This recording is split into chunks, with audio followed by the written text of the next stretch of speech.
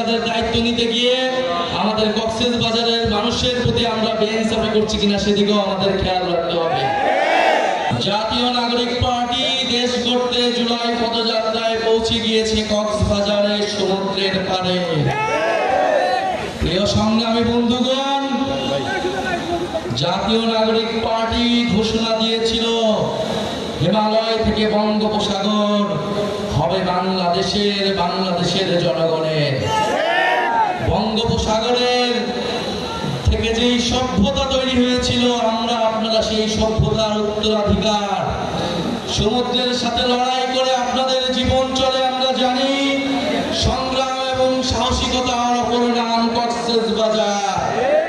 প্রিয় সংগ্রামী বন্ধুগণ, এই কক্সবাজারের মাটি থেকে আমরা আজকে জাতীয় নাগরিক পার্টি গণ অভ্যুত্থানের 1 বছর পূর্তিতে আমরা আপনাদের কাছে এসেছি জুলাই গণ অভ্যুত্থানের বার্তা নিয়ে, নতুন বাংলাদেশের বার্তা নিয়ে।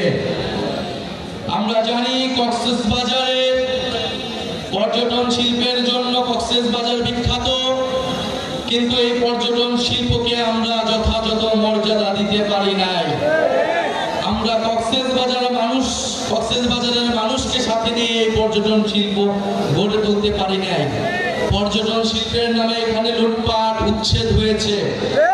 আমরা চাই পরিবেশ বান্ধব পর্যটন শিল্প গড়ে তুলতে হবে, যেখানে কক্সবাজারের মানুষের হক এবং অধিকার নিশ্চিত করতে হবে।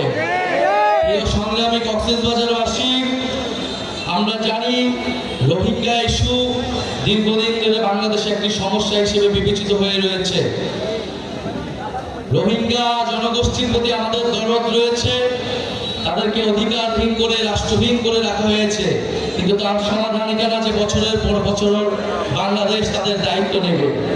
রোহিঙ্গাদের দায়িত্ব নিতে গিয়ে আমাদের কক্সবাজারের মানুষের প্রতি আমরা বেইনসাফি করছি কিনা সেদিকেও আমাদের খেয়াল রাখতে হবে। ফলে কক্সবাজারের মানুষ তাদের যাতে নিরাপত্তা আইন শৃঙ্খলার বিঘ্নে না ঘটে, এই সবকিছু বিবেচনায় রোহিঙ্গাদের প্রত্যাবর্তনের জন্য অতি দ্রুত আমাদেরকে ব্যবস্থা নিতে হবে। আমরা অন্তর্বর্তী সরকারের প্রতি আহ্বান জানাবো, ডক্টর ইউনূসের প্রতি আহ্বান জানাবো এবং পুরো বিশ্ব বিবেকের প্রতি আহ্বান জানাবো, আপনারা রোহিঙ্গা ইস্যুর দ্রুত সমাধান করুন। রোহিঙ্গাদের তাদের যেটা দেশ, তাদের যে রাষ্ট্র, সেইখানে তাদেরকে সম্মানের সহিত অধিকারের সহিত পৌঁছানোর ব্যবস্থা করুন। প্রিয় সংগ্রামী বন্ধুগণ,